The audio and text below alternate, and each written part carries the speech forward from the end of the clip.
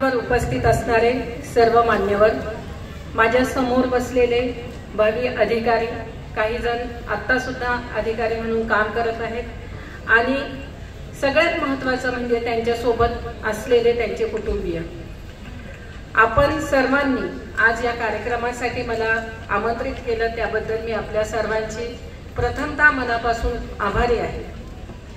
खरं म्हणजे ज्या वेळेस मी परीक्षा दिली तो काळ होता 2003 आणि आता आहे 2025। मध्ये प्रचंड बदल झालेला आहे, पण पोलीस खात्यामध्ये नोकरी करत असल्यामुळे हा गॅप जो आहे तो तेवढा जाणवत नाही, कारण समाजातल्या वेगवेगळ्या स्तरातल्या लोकांशी, विद्यार्थ्यांशी समन्वय ठेवण्याचं काम पोलीस विभागाला करणं आवश्यक असतं आणि हा समन्वय साधला जातो। त्यामुळे तुमच्या नेहमीच आम्ही संपर्कात असतो आणि त्यामुळेच मला हा गॅप एवढा काही आज या ठिकाणी बसल्यावर जाणवलेला नाही।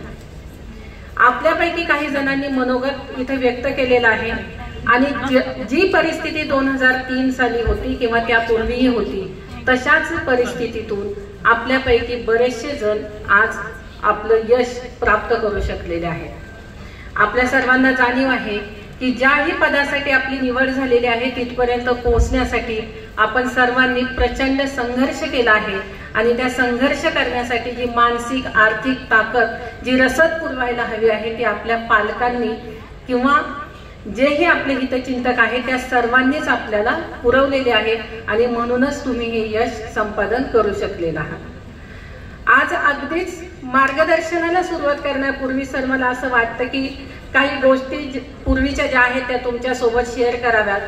त्या म्हणजे त्यातली अगदी महत्त्वाची गोष्ट ही आहे की जसं माझ्या परिचयामध्ये सांगितलं की माझं गाव साकूर, तालुका संगमनेर, जिल्हा अहमदनगर म्हणजे सध्याचा अहिल्यानगर। माझ्या गावामध्ये फक्त 1ली ते 10वी पर्यंतची शाळा होती, इतर कोणतीही खासगी शाळा नव्हती किंवा कॉलेज सुद्धा नव्हतं। त्यामुळे जिल्हा परिषदेच्या शाळेमधनं शिक्षण घेणं क्रमप्राप्त होतं आणि 10वी नंतरच्या शिक्षणासाठी गाव सोडून एकतर संगमनेरला तालुक्याच्या ठिकाणी किंवा अन्य ठिकाणी जाणं आवश्यक होतं। माझी आई ही मंचर तालुका आंबेगाव जिल्हा पुणे येथे माझ्या मामाचं गाव आहे, तिकडचे असल्यामुळे साहजिकच पुढच्या शिक्षणासाठी आणि तिने जो शैक्षणिक पद्धतीमधला बदल पाहिला होता त्यानुसार तिने असं ठरवलं की मुलांना शिक्षणासाठी पुण्याला पाठवणं आवश्यक आहे। आम्ही 3 बहिणी आणि 1 भाऊ आहोत।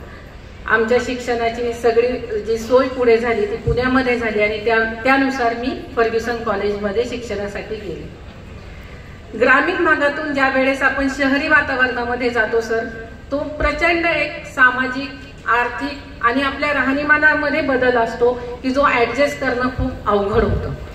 फर्ग्युसन कॉलेजमध्ये त्यावेळेसही ऍडमिशन घेणारी मुलं मुली ही बरेचशी अदर स्टेटची किंवा इंटरनॅशनल लेवलची मुलं सुद्धा तिथे ऍडमिशन घेतलेले असायची आणि त्या कॉलेजमध्ये जाऊन जेव्हा शिकण्याची वेळ आली त्यावेळेस आपली अवस्था कशी होती तर आपल्याकडे प्रत्येक दिवशी घालता येईल असं एकच ड्रेस किंवा तोही जर वाळला नाही तर कालचाच रिपीट करायला पाहिजे, अशा परिस्थितीतून आपण तिथे गेलेलो असतो। पण ह्या सगळ्या परिस्थितीशी जुळवून घेताना सगळ्यात जास्त आपल्याला मानसिक संघर्ष करावा लागतो। ज्यांना हसू येत असेल, ज्यांना वेळ नसेल त्यांना कडक सूचना आहे की त्यांनी इथे थांबू नये। सर तुमच्या अपरोक्ष सांगत आहे, आपली परवानगी गृहीत धरून, कारण या ठिकाणी ज्यांना यश मिळाले त्या प्रत्येकाने प्रचंड संघर्ष केलेला आहे। पुढे बसलेले सुद्धा जे आहेत त्या प्रत्येकाने संघर्ष केलेला आहे आणि ज्यांना यशस्वी व्हावं असं वाटतंय त्यांना सुद्धा संघर्षाशिवाय पर्याय नाही। एक गोष्ट कान खोलून लक्षात घ्या की मला स्पर्धा परीक्षेची तयारी करायची आहे, मला अधिकारी व्हायचं आहे, मला अधिकारी व्हायचं आहे म्हणून कोणीही अधिकारी बनत नाही। इच्छाशक्तीला प्रयत्नांची जोड हवी, इच्छाशक्तीला प्रयत्नांची जोड हवी आणि ते प्रयत्न सुद्धा प्रामाणिक प्रयत्न असावेत। आज आपण बघतोय की पुण्यासारख्या शहरामध्ये स्पर्धा परीक्षेची सगळ्यात मोठी बाजारपेठ आहे, त्या सुविधा संभाजीनगरमध्ये तेवढ्या उपलब्ध नाहीत, तरी सुद्धा सरांनी प्रयत्न केलाय की त्यांच्या तोडीस तोड स्पर्धा परीक्षेचं मार्गदर्शन तुम्हाला इथे मिळावं। कधी विचारून बघा तुम्ही तुमच्या पुण्यामध्ये जे मित्रमैत्रिणी गेले असतील क्लासेससाठी त्यांना की तिथली परिस्थिती आणि इथल्या परिस्थितीमध्ये काय बदल आहे। त्या पुण्यामधल्या ज्ञान प्रबोधिनी क्लासमध्ये सर मी 2003 मध्ये क्लास जॉईन केला होता. पूर्व परीक्षेचा क्लास मी माझं BSc ॲग्री झालं आणि पूर्व परीक्षेसाठीचा क्लास लावला होता. हे सांगण्याचं कारण एवढंच आहे की बाहेरच्या जगामध्ये वावरताना ज्या वेळेस तुम्ही संभाजीनगर सोडून पुण्यात जाल, मुंबईत जाल, तुमच्या लक्षात येईल कितीतरी शैक्षणिक, आर्थिक, सामाजिक तफावत आज सुद्धा अस्तित्वात आहे. त्या तोडीस तोड प्रशिक्षण तुम्हाला इथं उपलब्ध करून दिलेलं आहे किंवा तसं मार्गदर्शन तुम्हाला इथं उपलब्ध करून दिलेलं आहे. माझ्यासोबत सुद्धा अनेक जण होते की जे स्पर्धा परीक्षेची तयारी करत होते. त्यामध्ये काही हसणारे होते, काही फक्त क्लासला येऊन बसणारे होते, काही सिरियस होते, काहींना आता बाकी कुठं जॉब मिळत नाही म्हणून मी स्पर्धा परीक्षा करून बघतो असे म्हणणारेही होते. यशस्वी होणाऱ्यांचं प्रमाण हे बोटावर मोजण्या इतकं असतं.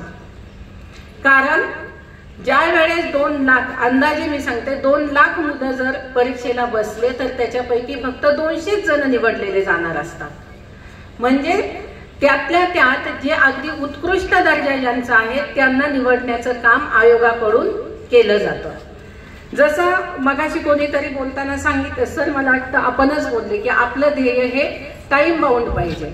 मग हे हजारो मुलं जे येतात स्पर्धा परीक्षेसाठी किंवा तुम्ही सुद्धा इथे जे आलेले आहात त्याच्यापैकी कित्येक जण अजूनही असेच असतील की ज्यांचं ध्येय टाइम बाउंड नाही आणि त्यांच्याकडे प्लॅन ए आणि प्लॅन बी हा तयार नाही.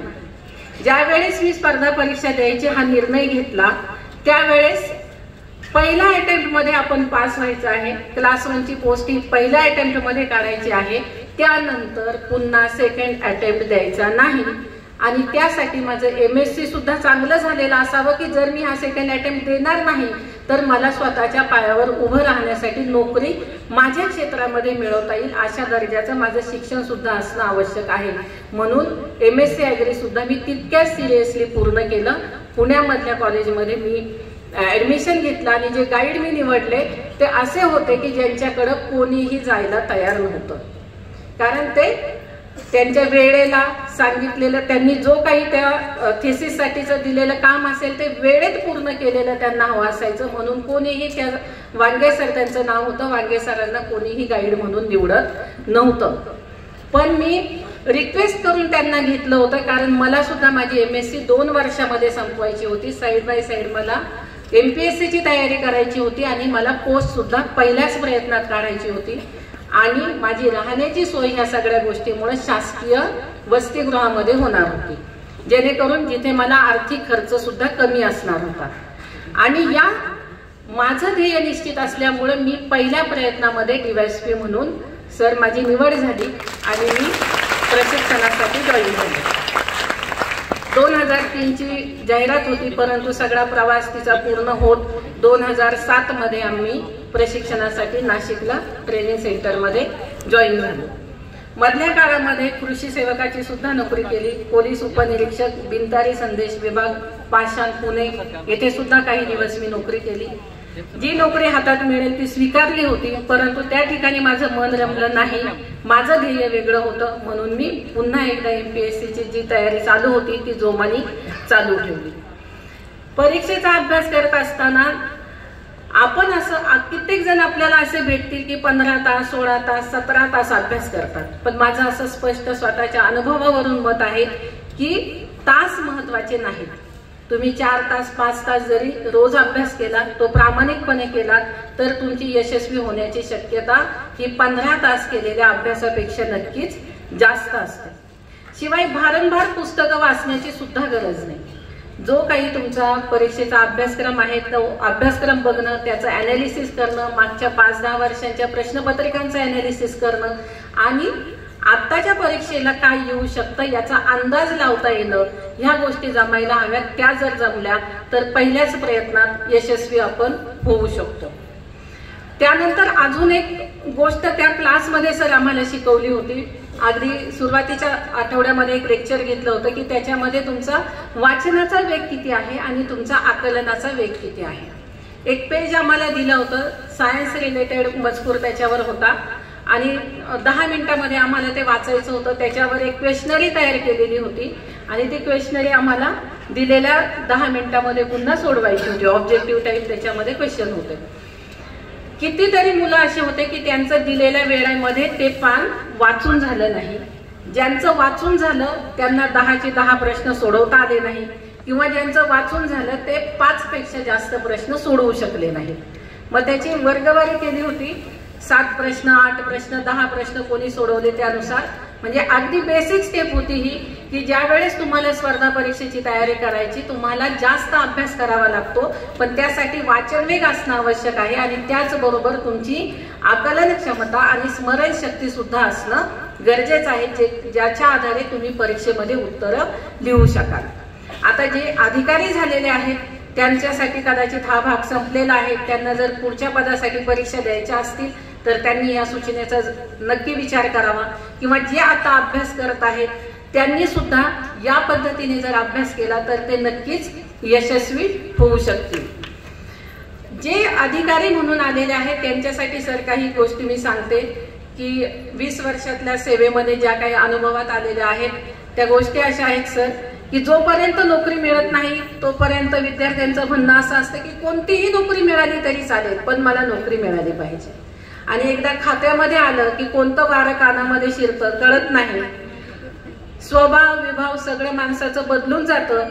नोकरी म्हणजे आता मला नोकरी मिळाली मी एकदम राजाच झालो असं वाटायला लागतं आणि पैसा हातामध्ये यायला लागतो, स्वतःच्या पायावर उभं राहिलेला असतो.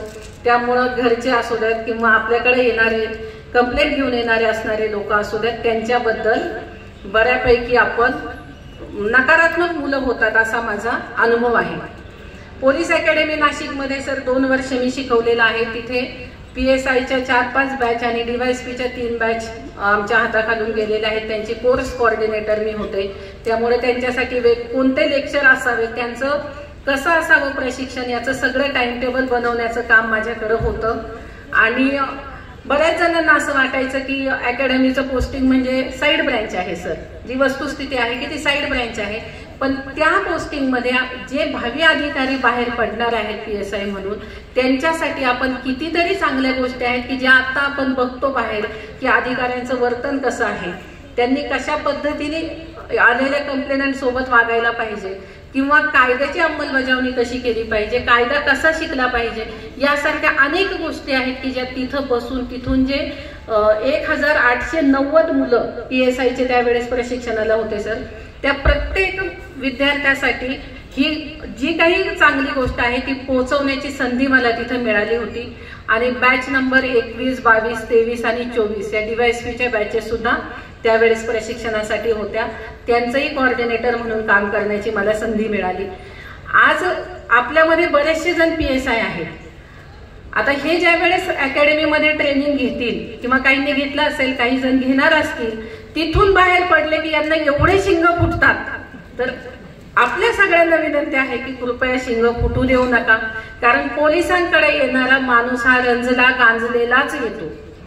ज्याचं घरी दारी सगळं सुखरूप चालू आहे तो माणूस पोलिसांकडे येत नाही. त्यामुळं आपल्याकडे येणारा माणूस हा काहीतरी मदतीची अपेक्षा घेऊन आलेला असतो. त्याला आल्यानंतर हे माझं काम नाही, हे माझ्या हद्दीत घडलं नाही, हे माझ्या चौकीचं नाही, हे माझ्या पोलीस स्टेशनचं नाही, हे महसूलचं आहे. इतके अधिकार पोलिसांना आहेत की कोणत्याही गोष्टीचं तड लावण्याची कॅपॅसिटी ही पोलिसांना दिलेली आहे. आपल्या अधिकारांचा जर आपण पुरेपूर वापर केला तर आपल्याकडे आलेल्या कोणत्याही माणसाला आपण विनमुख मागे पाठवणार नाही.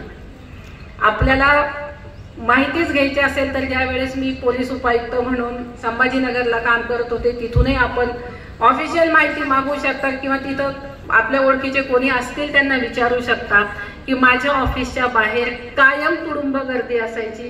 कारण आलेल्या प्रत्येक माणसाला हा विश्वास होता का इथून काहीतरी आपल्याला सोल्युशन आपल्या जी समस्या आहे तिच्यावर मिळेल. भले ते वेगळ्या डिपार्टमेंटचं काम असू द्या, पण ज्या वेळेस तुम्ही DCP हेडक्वार्टर म्हणून काम करता त्यावेळेस तुम्हाला बाकी सगळ्या विभागांशी तुमच्या ओळखी झालेल्या असतात, अधिकारी ओळखीचे असतात. आपल्याकडे डायरेक्ट काम होणार नसेल तरी आपण तिथल्या अधिकाऱ्यांना फोन करू शकतो, त्यांना रिक्वेस्ट आपल्याला करता येते की असे असे कंप्लेंट आहे, त्यांना आम्ही तुमच्याकडे पाठवतो. काही ना काही मिळून जाते आणि त्या व्यक्तीचं काम हे मार्गी लागतं. त्यामुळं कोणतीही गोष्ट अशक्य अशी नाही, असं तुमच्यासाठी एक सूचना आहे असं मला वाटतं की जी तुम्ही प्रत्येकाने आपापल्या खात्यामध्ये काम करताना, पोलिसांसाठीच नाही बाकी सगळ्यांनी सुद्धा आपापल्या खात्यात काम करताना हे जर मनात ठेवलं की कोणतीही गोष्ट अशक्य नाही आणि मी ह्या पदावर बसलो किंवा बसले आहे ती लोकांचं काम करण्यासाठी बसलेले आहे, तर आपण नक्कीच लोकांना मदत करू शकाल. अजून एक मुद्दा सांगेल की ह्या नोकरीच्या प्रवासामध्ये जेव्हा आपण पुढे पुढे जातो त्यावेळेस अनेक प्रलोभन मार्गामध्ये येत असतात आणि आपण कुटुंबियांपासून दुरावले जातो. कितीतरी अधिकारी तुम्हाला असे दिसतील की नंतर ते आपल्या कुटुंबियांच्या संपर्कात नाही. तर आपल्या सर्वांना विनंती आहे की कोणत्याही पदावर पुढे गेलात तरी आपले आई वडील असतील, सासू सासरे असतील, गावाकडचे नातलग असतील, आपलं गाव असेल, त्याच्याशी नाळ कधी तोडू नका. कारण आजचा जो दिवस आपल्याला बघायला मिळालेला आहे तो फक्त त्यांनी केलेल्या कॉम्प्रोमाइजेसमुळे आपण इथपर्यंत पोहोचलेलो आहोत. त्यामुळं आपल्या वडीलधाऱ्यांचा मान राखणं, त्यांच्या कष्टाची आणि कर्तव्याची जाणीव ठेवणं हे आपलं पहिलं कर्तव्य आहे. त्यांनी कितीतरी त्यांच्या हौसी आवडीनिवडी असतात की ज्याला मुरड घातलेली असते आणि आपल्या शिक्षणाचा खर्च त्यांनी पेललेला असतो. प्रत्येक जण मला असं वाटतं की ह्या परिस्थितीमधून गेलेला आहे. तुमच्यापैकी बरेचसे जण असेच आहेत की जे ग्रामीण भागातील असतील. शहरातली मुलं फारशी स्पर्धा परीक्षांकडे वळत नाही. शहरातली मुलं ही त्यांना वेगवेगळ्या नोकरीच्या संधी उपलब्ध असतात त्यामुळे ते तिकडे जातात. ग्रामीण भागातली मुलं मुलीही जास्त प्रमाणात या क्षेत्रामध्ये दिसतात. शेवटचा एक मुद्दा तुम्हाला सांगेल की आपल्या नोकरीमध्ये नेहमी सकारात्मक पॉझिटिव्ह थिंकिंग ठेवा की ज्या थिंकिंगच्या आधारे तुम्ही अशक्य गोष्टी देखील शक्य करू शकाल. मग ती कौटुंबिक असू द्या, सामाजिक असू द्या, तुमच्या कामाच्या ह्याच्यातील असू द्या, परंतु सकारात्मक विचारसरणीशिवाय पर्याय नाही. जो माणूस जीवनामध्ये पॉझिटिव्ह राहिला त्याला कोणतंही संकट आलं तरी त्याच्यावर मार्ग हा सापडतोच. त्यामुळं इथून पुढे नोकरी करताना किंवा ज्यांना पुढच्या स्पर्धा परीक्षेची तयारी करायची आहे, जे आत्ताही तयारी करत आहेत, त्यांनी ध्येय स्पष्ट ठेवणं, पॉझिटिव्ह राहणं, टाइम बाउंड राहणं आणि भारंभार अभ्यास न करता सिलेक्टिव्ह काय गरजेचं आहे याचा शोध घेऊन अभ्यास करणं, या गोष्टी जर पाळल्या तर नोकरीमध्ये पण आणि पुढच्या ज्या परीक्षा द्यायच्या स्पर्धा परीक्षा त्यामध्ये सुद्धा तुम्ही नक्कीच यशस्वी होऊ शकाल असा मला ठाम विश्वास आहे. शेवटी आपण सर्वांनी मला ऐकून घेतलं, हसणाऱ्यांना तंबी दिली, ती सहन केली, याबद्दल आपल्या सर्वांच्या मनापासून आभार व्यक्त करते. रिलायन्स स्पर्धा परीक्षा केंद्रातून सुद्धा मनापासून आभार व्यक्त करते आणि माझे 2 शब्द संपवते. धन्यवाद.